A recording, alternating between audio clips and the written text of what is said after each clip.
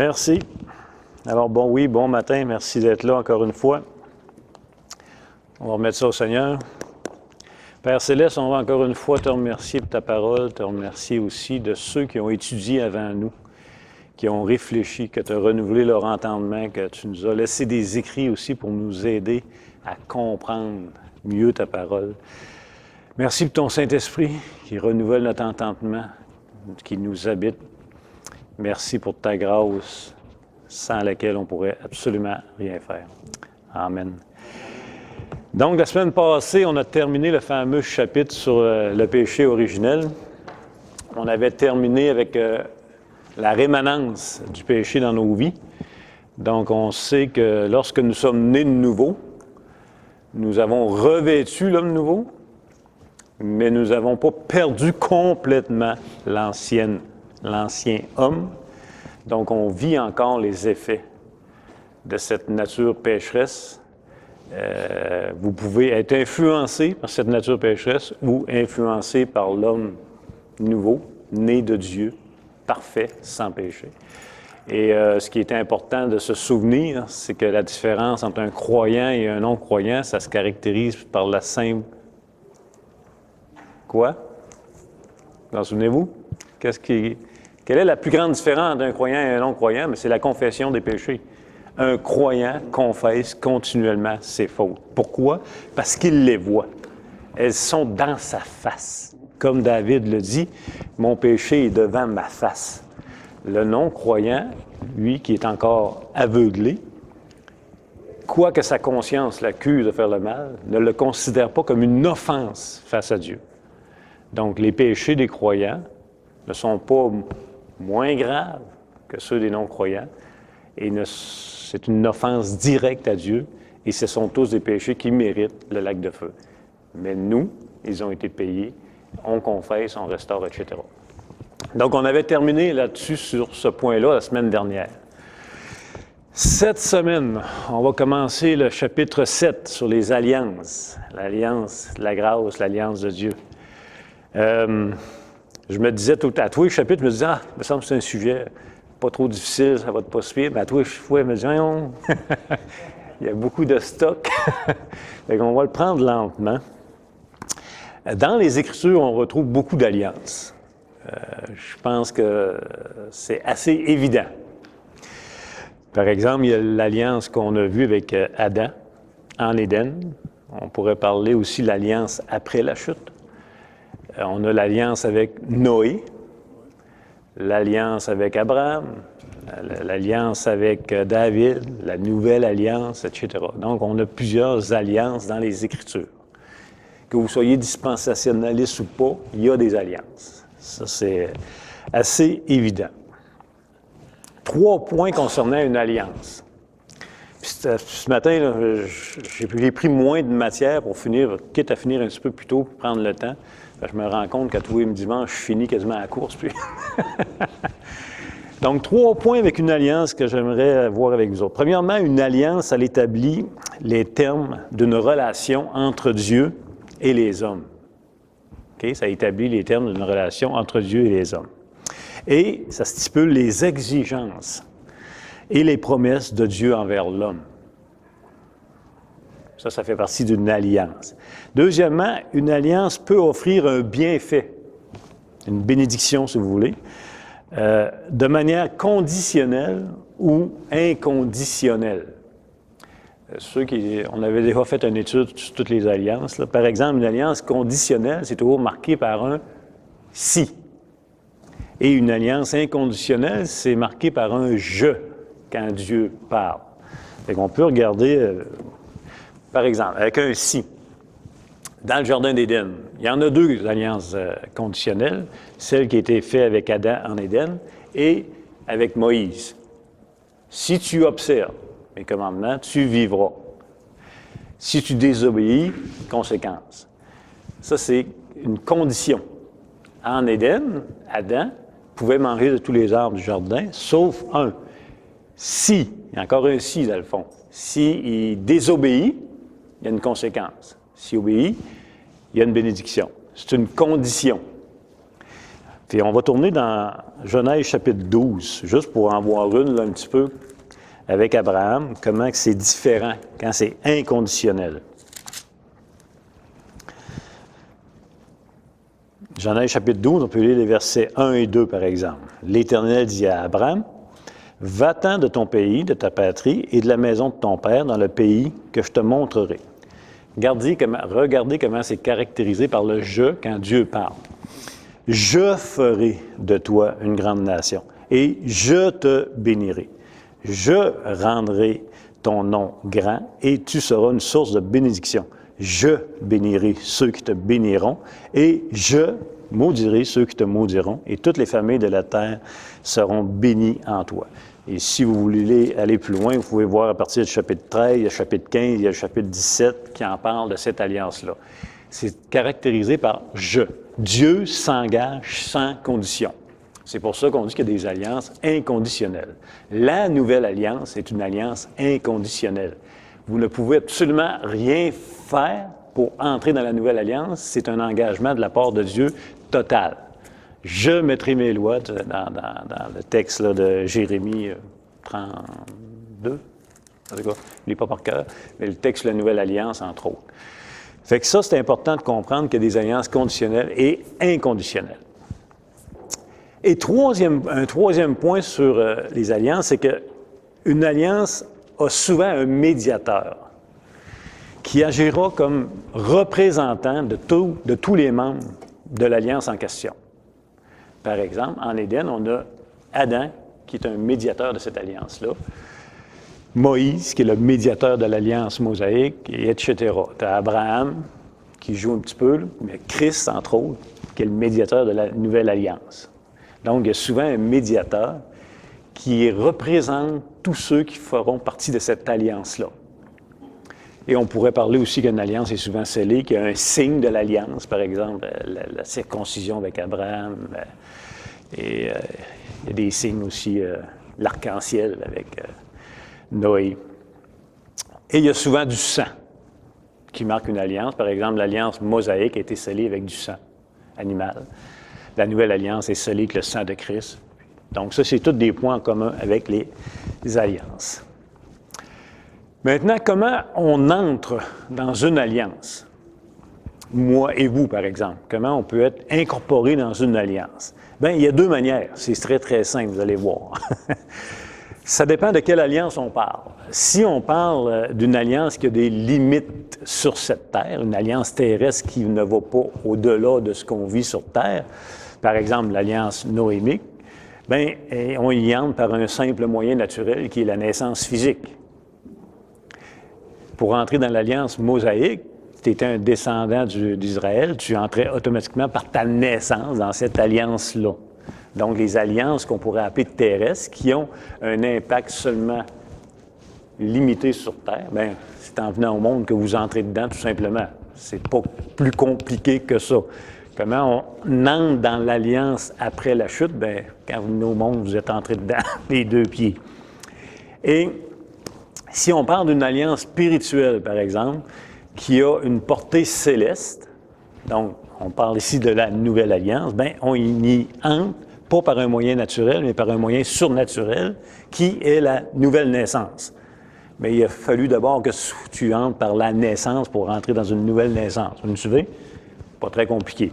Mais c'est les deux seules façons où on peut entrer dans une alliance physique et ou la nouvelle naissance. Par exemple, l'alliance mosaïque en tant que telle, bien, on n'y a pas rentré dedans, puis on ne peut plus y entrer dedans, telle qu'elle. Il y a des temps.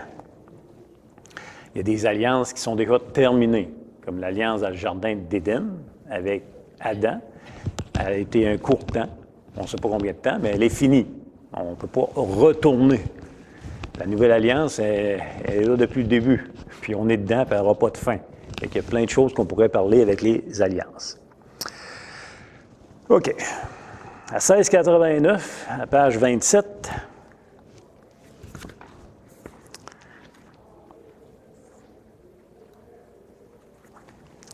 le thème, c'est l'alliance de Dieu. Il y a 3 paragraphes dont les deux premiers sont très, très identiques aux autres confessions de foi, et le troisième est nouveau à la confession de foi 1689. On va lire le paragraphe 1. La distance entre Dieu et la créature est si grande que les êtres doués de raison, bien qu'ils lui doivent obéissance puisqu'il est leur créateur, n'auraient cependant jamais pu obtenir la récompense de la vie, n'eût été que Dieu se plût à exprimer sa condescendance spontanée au moyen d'une alliance. Question. Selon vous, ce paragraphe parle de quel moment de l'histoire?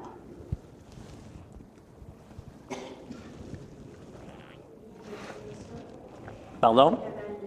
Adam et Ève, exactement. Le paragraphe 1 ici fait référence au Jardin d'Éden, l'alliance que Dieu a faite avec Adam. Donc, pour comprendre ce qu'ils veulent dire, ce petit paragraphe-là qui paraît anodin en première lecture, bien, encore une fois, il faut comprendre ce qui s'est passé en Éden. On avait vu, par exemple, si vous faites une page précédente, si vous allez à la page 25 de votre confession de foi, on va relire le paragraphe 1 qu'on a vu ensemble. On va le revoir un petit peu pour bien comprendre le premier paragraphe sur l'alliance de Dieu.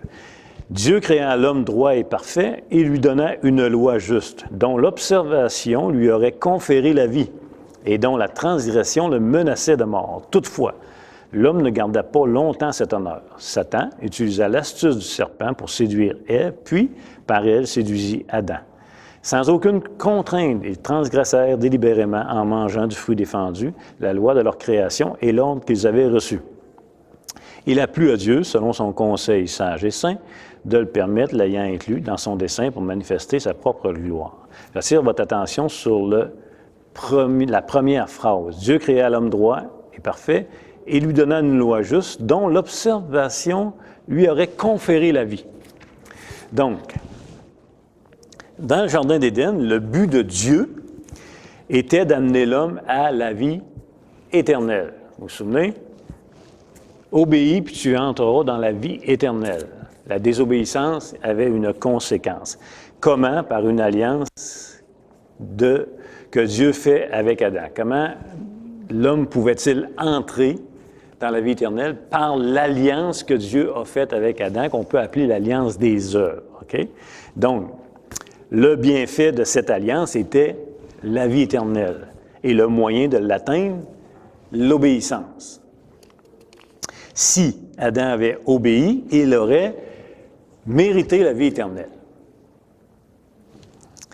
C'est-à-dire, c'est quoi la vie éternelle? C'est-à-dire que sa communion aurait été scellée avec Dieu dans une justice incorruptible et il aurait atteint l'immortalité. Okay? Gardez toujours ça en mémoire. La vie éternelle, c'est l'incorruptibilité et l'immortalité. Tant que vous êtes corruptible et mortel, vous n'avez pas la vie éternelle. Le croyant a déjà la vie éternelle parce qu'il possède dans cette nouvelle nature, dans l'homme nouveau, l'incorruptibilité et l'immortalité. Vous êtes passé de la mort à la vie. Vous êtes en Christ vivant. Christ, ressuscité des morts, ne meurt plus. Vous êtes esclave de Dieu. OK? Donc, le paragraphe 1 du chapitre 7 de la 1689 répond à la question suivante. Comment l'homme pouvait-il mériter la vie éternelle devant Dieu? On parle dans le Jardin d'Éden. Puisqu'on sait que si l'homme avait obéi, il aurait reçu cette fameuse vie éternelle par son obéissance. Alors, comment l'homme pouvait-il mériter la vie éternelle devant Dieu? C'est ce que le paragraphe 1 va répondre. On va le relire avec cet arrière-plan. La distance entre Dieu et la créature est si grande que les êtres doués de raison, bien qu'ils lui doivent obéissance, puisqu'il est leur créateur, n'auraient cependant jamais pu obtenir la récompense de la vie, n'eût été que Dieu se plût à exprimer sa condescendance spontanée au moyen d'une alliance. Donc, la distance entre Dieu et l'homme est si grande. En d'autres mots, il met en lumière la distance entre la créature et le Créateur est si grande. On parle de deux natures différentes, d'une nature divine, d'une nature humaine, d'une nature céleste, d'une nature terrestre, du Créateur et de la créature. Il y a une distance inimaginable. Par exemple, l'Ecclésiaste va nous rappeler Dieu est au ciel, toi tu es sur la terre. Ça nous rappelle que tu n'es pas... Rappelez-vous que Dieu est inaccessible. N'eût été que Dieu se rende accessible, il est inaccessible à la créature tant on parle de choses distinctes. Donc... en plus, nous sommes faits de poussière. En plus, nous sommes faits de poussière, c'est ça. Nous sommes créés, lui, il est l'incréé. Donc, cette distance entre Dieu est si grande qu'il est impossible à la créature de mériter quoi que ce soit face à son Créateur. Ça veut dire quoi? Bien, tout simplement que Dieu ne doit rien à l'homme. Et inversement, l'homme doit tout à Dieu. Mais si Adam avait obéi, il aurait mérité la vie éternelle. Certainement. Mais on va y revenir sur ce qu'on entend par mériter la vie éternelle par l'obéissance d'Adam en Éden. On va y revenir, OK? Mais on va mettre ça de côté un petit peu pour bien saisir à quel point Dieu ne doit rien et qu'on lui doit tout. Et après ça, on viendra en Éden, si Adam avait obéi, comme ça qu'il aurait mérité une récompense si grande. Ça n'a pas de sens. Donc, la nature du rapport entre Dieu et l'homme est bien, bien simple. C'est vraiment simple, dans le fond. Un, l'homme doit obéissance à Dieu du fait qu'il est une créature et Dieu le Créateur. C'est pas c'est pas si ça y tente, c'est qu'il doit. C'est un devoir de créature d'obéir au Créateur. Deux, cependant, cette obéissance de l'homme ne peut jamais rien mériter. C'est pas parce que tu dois obéissance à Dieu que cette obéissance-là t'apporte un mérite. Donc, l'homme doit naturellement, naturellement dans le sens de façon naturelle, de par sa position, il doit naturellement obéissance à Dieu, mais l'obéissance de l'homme n'est pas méritoire par nature. C'est naturel d'obéir à Dieu et c'est naturel de ne pas recevoir de mérite. OK? Maintenant, comment on voit ça dans les Écritures? Un, on va voir que Dieu doit rien à l'homme, mais absolument à rien. Job 41, verset 2. De qui suis-je le débiteur? Je le paierai. Sous le ciel, tout m'appartient. Tout appartient à Dieu. Est-ce que Dieu doit quelque chose à quelqu'un? Non. Dieu doit absolument rien à personne. Par exemple, on a le parallèle, je pense, de ce texte en Romains 11, 33, 36. Je vais lire les versets 34 et 35. Qui a connu la pensée du Seigneur ou qui a été son conseiller? Qui lui a donné le premier pour qu'il ait à recevoir en retour? Ça nous laisse bouche bée. Et le deuxième point, c'est que même en obéissant à Dieu, par devoir, l'homme ne peut rien mériter en retour. C'est étonnant, ça. Puis le texte que la confession donne, c'est Luc 17. Si vous voulez tourner avec moi.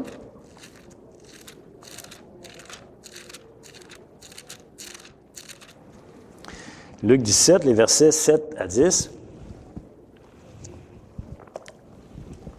Qui de vous, ayant un serviteur qui laboure ou paie les troupeaux, lui dira, quand il revient des champs, « Approche vite et mets-toi à table. » Ne lui dira-t-il pas au contraire, « Prépare-moi à souper, ceins-toi et sers-moi, jusqu'à ce que j'aie mangé et bu. Après cela, toi, tu mangeras et boiras. » Doit-il de la reconnaissance à ce serviteur parce qu'il a fait ce qui lui était ordonné? Regardez bien le verset 10. Vous de même, quand vous avez fait tout ce qui vous a été ordonné, dites, nous sommes des serviteurs inutiles, nous avons fait ce que nous devions faire. C'est dur, ce texte-là. Hein? Mais je pense que ce texte-là met en lumière un peu ce que Job met en lumière. Je ne suis pas le débiteur de personne. Ce texte-là met en lumière que la créature doit naturellement obéissance à son Créateur. Elle ne doit pas s'attendre à un retour de son Créateur parce qu'elle obéit, parce qu'elle a été créée pour cela. Vous me suivez? Et ce texte-là met en lumière, tu n'as pas de mérite à faire ce que tu dois faire. Donc, important. Dieu ne peut d'aucune façon avoir besoin de nous. Il ne peut être en dette envers nous. Dieu ne peut pas avoir de dette envers nous. Si Dieu a une dette, il n'est pas autosuffisant. Vous me suivez? Job 35, 5 à 8, on les a déjà lus ensemble. Considère les cieux et regarde. Vois les nuées comme elles sont au-dessus de toi. Si tu pèches, quel tort lui causes-tu? Et quand tes péchés se multiplient, que lui fais-tu? Si tu es juste, que lui donnes-tu? Que reçoit-il de ta main? Ta méchanceté ne peut nuire qu'à ton semblable, ta justice n'est utile qu'au Fils de l'homme. Ça vous fait penser à ce qu'on a vu ensemble, l'impassibilité de Dieu. Vous ne pouvez pas nuire à Dieu, ni donner quelque chose à Dieu. Fait que votre obéissance n'est pas naturellement méritoire. Au contraire. Rappelez-vous, on avait vu ça, l'impassibilité. L'acéité de Dieu. Vous vous souvenez quand on a vu l'acéité de Dieu? Dieu est autosuffisant et auto-existant. Il n'y a pas besoin de notre communion. Il ne retire absolument rien, Dieu, de la communion avec nous. Nous retirons pleinement tout le temps, parce que nous sommes dépendants de lui, mais lui, dans son acéité, dans sa communion, ne retire absolument aucun bienfait de nous dans cette relation-là. Il le fait par condescendance. Donc, revenons à Adam. Dans le Jardin d'Éden, qui par son obéissance aurait mérité la vie éternelle. C'est ce que la 1689 nous explique pourquoi il aurait mérité la vie éternelle, au paragraphe 1. En d'autres mots, malgré le rapport entre créature et créateur, Dieu condescend à récompenser la créature en établissant une alliance. L'alliance que Dieu fait avec Adam en Éden, il le fait par condescendance afin qu'Adam entre dans le but pour lequel il a été créé, la vie éternelle. OK? Donc, c'est pas parce que c'est naturel que Adam mérite la vie éternelle par son obéissance. On l'a vu. Juste le fait d'être la créature, son obéissance, elle est naturelle, mais elle n'est pas méritoire. Donc Dieu, par condescendance, encore une fois, vous vous souvenez un petit peu du mot condescendance? C'est le supérieur qui s'abaisse à l'inférieur, par bonté, par bon vouloir. Donc, il fait une alliance. Mais ce n'est pas parce qu'Adam le mérite nécessairement. Donc, c'est parce que ça a plu à Dieu de le faire. C'est ce que la confession de foi nous dit. Parce qu'il a plu à Dieu de le faire. Et le meilleur exemple, puis c'est Pascal Denot que vous l'avez lu de lui, c'est nous dans la vie avec nos enfants. Vous allez voir, là, vous allez comprendre. Quiconque a des enfants, de cas, ou vous avez été un enfant, vous allez comprendre. Il y a un verset dans la Bible qui dit « Enfant, obéissez à vos parents. Et c'est pour rajouter au bout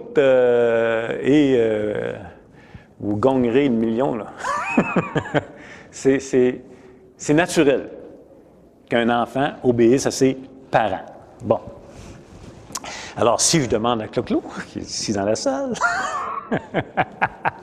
Chloé, ben, si je demande de faire la vaisselle. Fait que, en principe, le simple devoir naturel de père-fille oblige Chloé à faire la vaisselle. Vous comprenez? C'est naturel qu'elle obéisse à son père.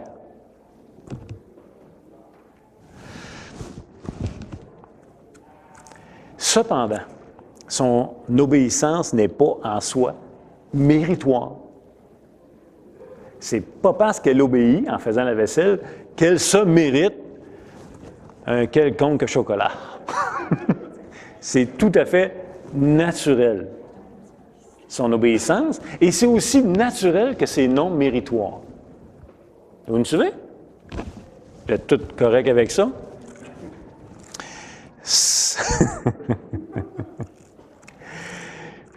Mais, comme père, j'ai la liberté d'ajouter une alliance des œuvres entre elle et moi.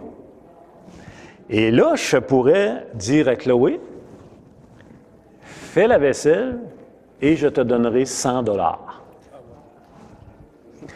Hey, ça, vous avez tous été scandalisés de ça. Hein? Quand on demandait de quoi à nos jeunes, là, quand ils étaient plus jeunes surtout, là, puis là, c'est quoi tu vas me donner? Pardon? Pardon? Puis là, il nous arrivait, ouais, mais t'es à l'école, là, il fait la pelouse, puis à chaque fois qu'il fait la pelouse, son père, il donne 20$. Puis là, t'étais là, c'est qui ce parent-là? T'étais quasiment scandalisé parce qu'on est dans une relation père-enfant qui, naturellement, l'obéissance va de soi. Et c'est exactement la même chose avec Dieu. Mais moi, en tant que père, je pourrais ajouter une alliance des hommes selon mon bon vouloir. De dire, bien écoute, Chloé, fais la vaisselle toute la semaine, puis je te donne 100$. Et c'est scandaleux, en passant. C'est scandaleux. Parce que ça n'a pas de bon sens de donner 100$ à ton enfant qui fait la vaisselle toute la semaine.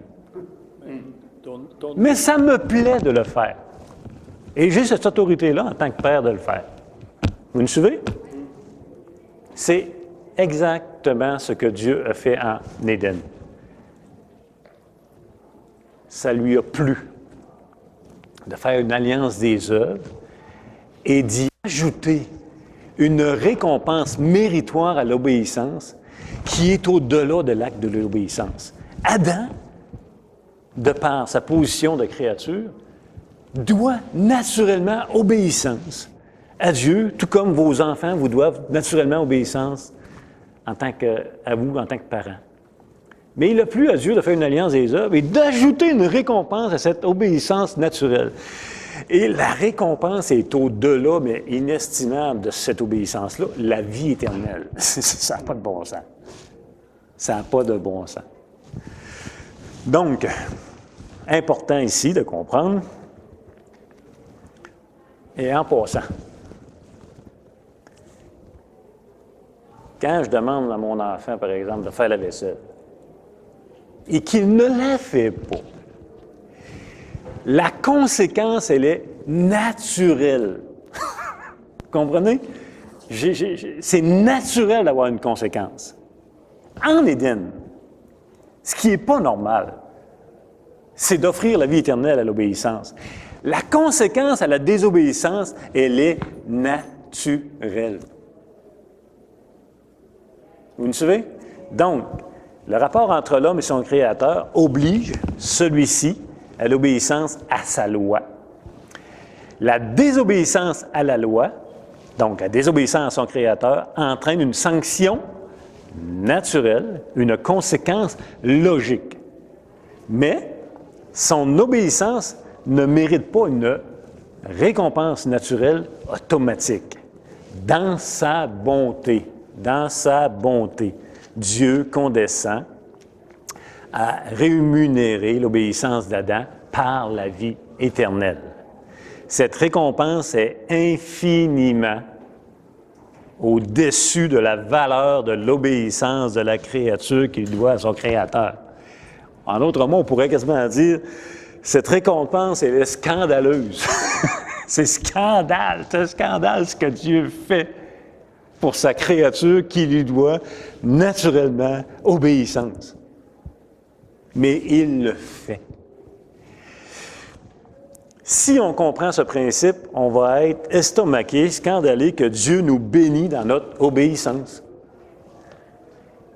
Que Dieu réponde à nos besoins. Que Dieu réponde à nos prières. Hébreux 6.10, un verset préféré de Pasteur Clermont souvent, « Car Dieu n'est pas injuste pour oublier notre travail et l'amour que nous avons montré pour son nom, ayant rendu et rendant encore des services aux saints. » Dieu donne des récompenses parce qu'on obéit, mais on a été créé dans un seul but, c'est d'obéir. Mais il le fait parce que ça lui plaît, par son bon vouloir, par sa condescendance, et non sur la base méritoire qu'on mérite d'être béni par Dieu quand on obéit. Dieu est tout simplement bon. Fait que déjà, ce que ça nous révèle, c'est que déjà, avec le premier homme de l'histoire, Adam, dans l'alliance d'Adam, il y a déjà quoi? L'alliance de la grâce qui apparaît. La grâce de Dieu est déjà là. Fait que si on relit notre précis, après ça, Maurice, je te donne la parole. Ce qui paraît toujours simple, ce qu'on relit notre premier petit paragraphe avec ce qu'on vient de voir, je pense que ça va faire du sens dans votre tête.